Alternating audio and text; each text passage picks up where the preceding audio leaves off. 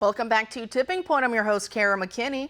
You'll never believe, or maybe you will, what the Select Subcommittee on the Coronavirus Pandemic just got a top NIH official to admit. It's something we've long suspected and have known to a degree through circumstantial evidence, but now it's being openly admitted to. NIH Principal Deputy Director Lawrence Tabak answered like this to the following question posed yesterday by Arizona Republican Congresswoman Debbie Lesko. Watch. Dr. Tabak, did NIH fund gain-of-function research at the Wuhan Institute of Virology through EcoHealth? It depends on your definition of gain-of-function research. If you're speaking about the generic term, yes, we did, but this is research. The generic term is research that goes on in many, many labs around the country. It is not regulated, and the reason it's not regulated is it poses no threat or harm to anybody.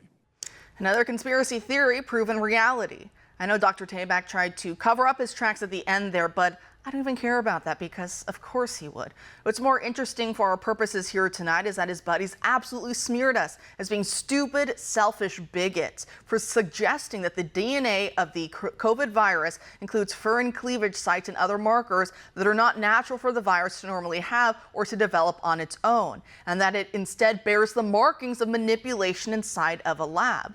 Another major development to come out of yesterday's hearing has to do with how the NIH appears to have employed a FOIA lady whose job, it appears, was to help the government agency avoid its legal obligations under the Freedom of Information Act. Watch this line of questioning by Republican Congressman James Comer. Shifting to some questions regarding NIH's document retention policies.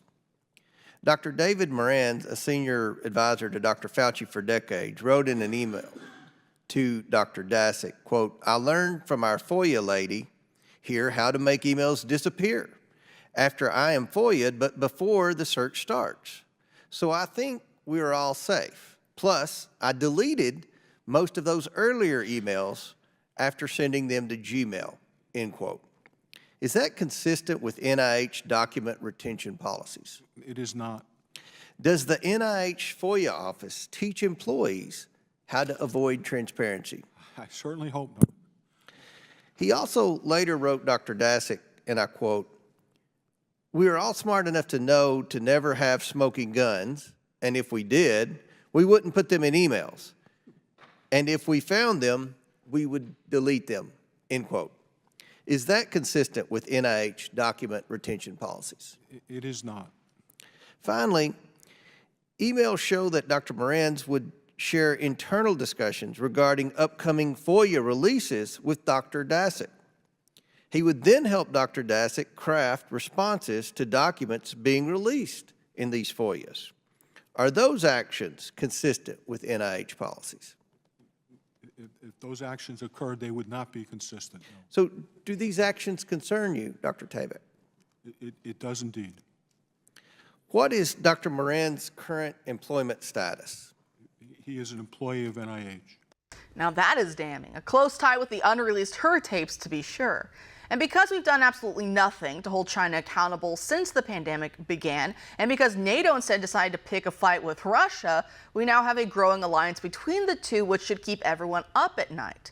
Vladimir Putin was just in Beijing for a two-day summit with Xi Jinping to celebrate their no-limits partnership in countering the West.